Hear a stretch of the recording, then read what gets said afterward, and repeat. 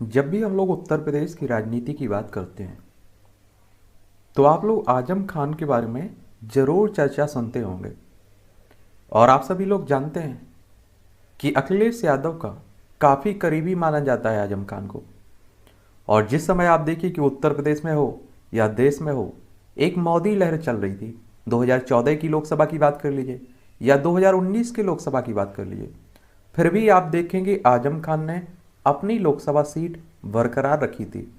यानी कि आप देखिए बड़े बड़े धुरंधर मोदी लहर के आगे चुनाव हार चुके थे, लेकिन उस समय भी आप देखेंगे कि आजम खान अपना चुनाव निकाल ले गए थे। आप देखिए कि 2019 के लोकसभा चुनाव में डिम्पल यादव अखिलेश यादव की बीवी चुनाव हार गई थी। उस समय भी आप देखिए कि आजम खान ने, और एक तरह से आप देखिए आजम खान का अपने क्षेत्र पर काफ़ी प्रभाव है। और इस बार भी आप देखिए आजमगढ़ से आप देखिए कि 10 में 10 ही सीटें बीजेपी को हारना पड़ा, और अखिलेश यानी कि समाजवादी पार्टी को उन सभी सीटों पर जीत मिली हुई है। और इस बार भी आपने देखा होगा कि इन्होंने जेल में बंद हैं, इन्होंने चुनाव लड़ा विधानसभा का, वो चुनाव जीता भी। इनके बेटे ने भी चुनाव लड़ा, वो भी चुनाव जीता। तो आज हम लोग एक आजम खान के बारे में सामान्य जानकारी देख लेते हैं कि आखिर इनका बैकग्राउंड क्या है और ये किन कारणों से आप देखिए जेल में बंद हैं, और भी इनके कई बयान जो विवादों के रूप ले लेता है। तो उन विवादों पर भी बात करेंगे। इनकी राजनीतिक यात्रा क्या रही है, राजनीतिक सफर क्या रहा है, उस पर भी हम लोग बात करेंगे।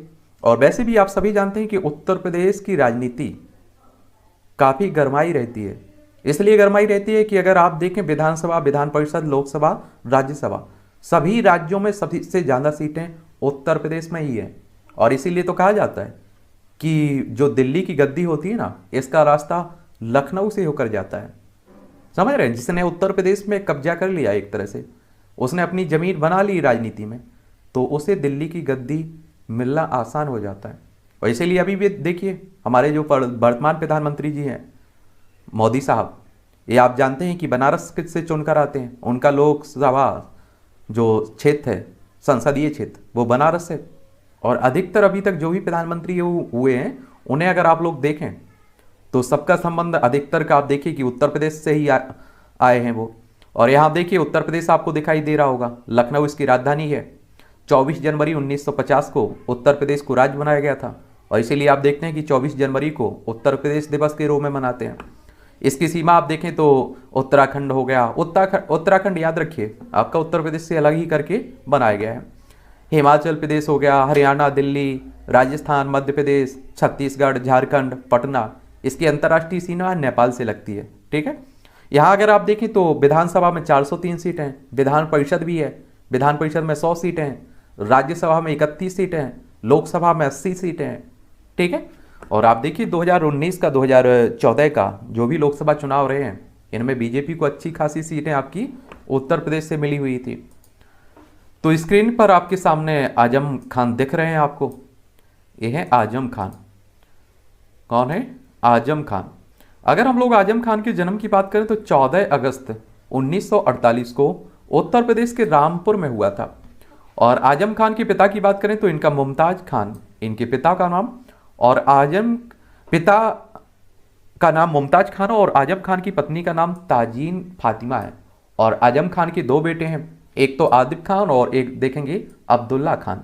ठीक है। अगर हम लोग आजम खान की शिक्षा की बात करें तो इनकी स्कूली शिक्षा रामपुर के बकर स्कूल से पूरी होती है। इसके बाद आजम खान ने रामपुर के सुंदरलाल इंटर कॉलेज से स्नातक की पढ़ाई की हुई है। इसके अलावा आजम खान ने 1974 में अलीगढ़ मुस्लिम यूनिवर्सिटी से LLB ऑनर्स की पढ़ाई की हुई है, तो कानून की पढ़ाई भी की हुई है इन्होंने।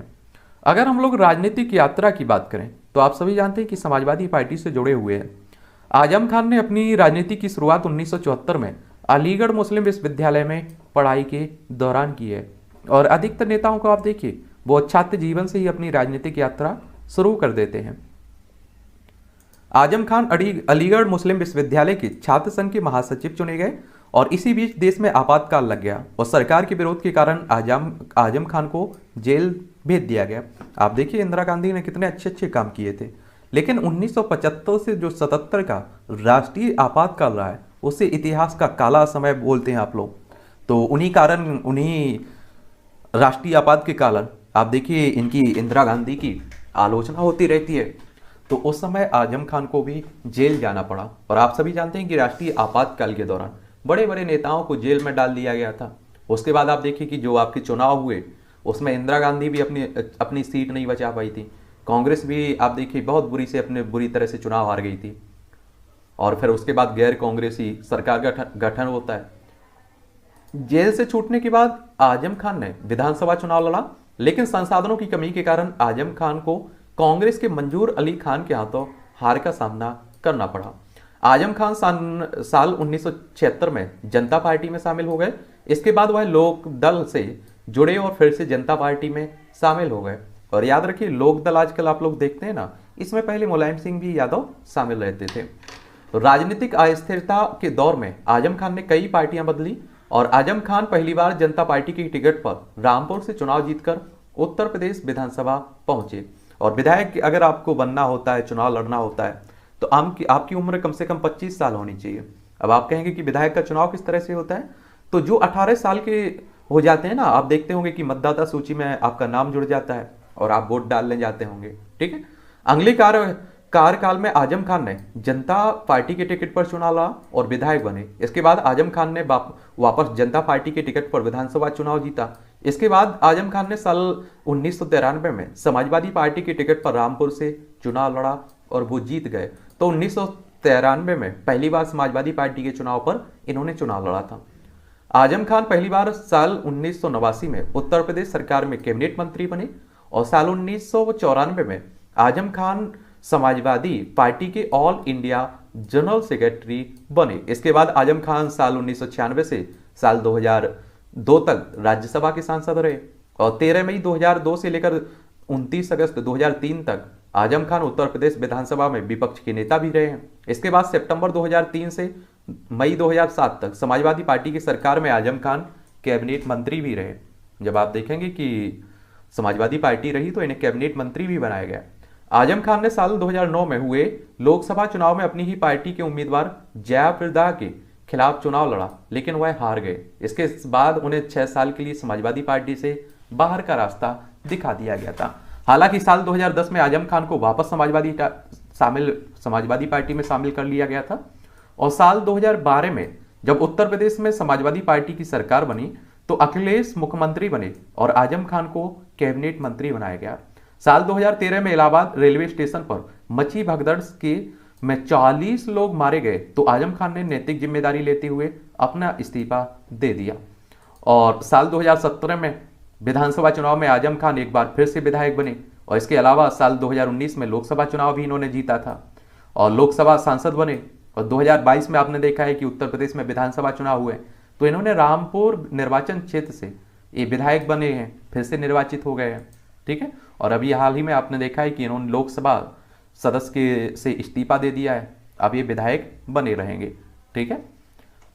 और अखिलेश यादव ने भी दे दिया है। तो आप लोगों को उत्तर प्रदेश में आप देखेंगे विपक्ष एक मजबूती से अपना पक्ष रखेगा, क्योंकि इतना मजबूत विपक्ष कभी नहीं रहा है उत्तर प्रदेश में।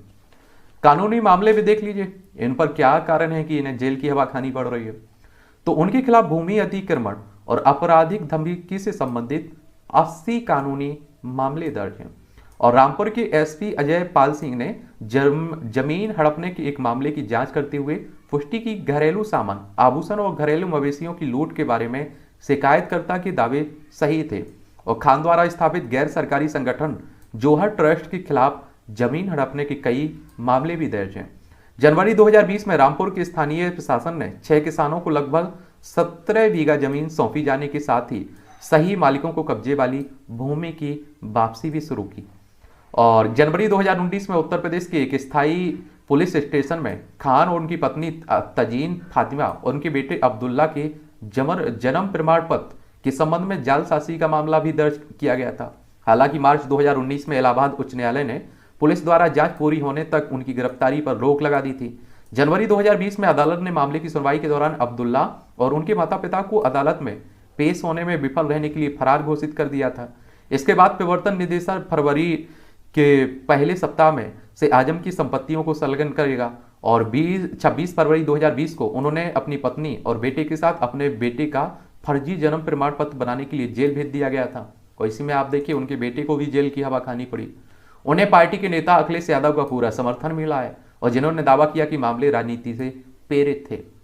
अब विवादित बयान देख लीजिए। दादरी हत्याकांड के बाद आजम खान ने कहा था कि गौ भक्त आज के बाद किसी भी होटल में बीफ का दाम ना लिखने दें, ऐसा होने पर सभी 5 स्टार होटल को बाबरी मस्जिद की तरह तोड़ दें। कारगिल युद्ध को लेकर आजम खान ने विवादित बयान देते हुए कहा था कि कारगिल पर फतह दिलाने वाले सेना के जवान मुस्लिम थे। और आजम खान ने प्रधानमंत्री नरेंद्र मोदी को लेकर भी विवादित बयान देते हुए उन्हें कुत्ते के बच्चे के बड़े भाई कह दिया था। उस समय भी आप देखिए इनकी काफी आलोचना की गई थी। साल 2014 में लोकसभा चुनाव के दौरान आजम खान ने अमित शाह पर निशाना साधते हुए कहा था कि 302 का अपराधी गुंडा नंबर 1 शाही यूपी में दहशत फैलाने आया है। तो इस समय भी आप देखिए इस तरह की, और आप देखिए कि हमारे देश की राजनीति में किसी भी तरह की बयानबाजी चलती रहती है। अभी 2022 का जो विधानसभा चुनाव हुआ है, विपक्ष चाहे सत्ता पक्ष, दोनों की तरफ से आप देखिए नेताओं ने किस तरह से बयानबाजी की हुई है।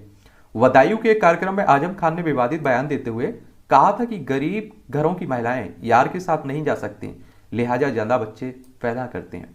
साल 2019 के लोकसभा चुनाव के दौरान भी आजम खान ने जयाप्रदा पर अपमानजनक टिप्पणी की थी, जिसको लेकर काफी विवाद भी हुआ था। तो ये कहानी है आजम खान की, और मुझे लगा कि एक सामान्य जानकारी इनके बारे में भी दे देनी चाहिए। और भी बताइए देश की राजनीति में या वैसे भी कोई चर्चित व्यक्ति हो जिसके बारे में आप जानने की इच्छा रखते हो, दिलचस्पी रखते हो, तो उसका नाम बताइएगा। उस पर भी हम लोग बात करते रहेंगे। आप लोग फिलहाल एंजॉय करते रहिए, देश की राजनीति के मज़े लेते रहिए। और मुझे तो लगता है कि अब आप लोगों को कॉमेडी देखने की ज़रूरत ही नहीं है। देश की राजनीति को देखते रहिए, नेताओं के बयानबाजियों को सुनते रहिए, कोई भी नेता हो, आजम खान हो या और बाकी नेता हो। ठीक है।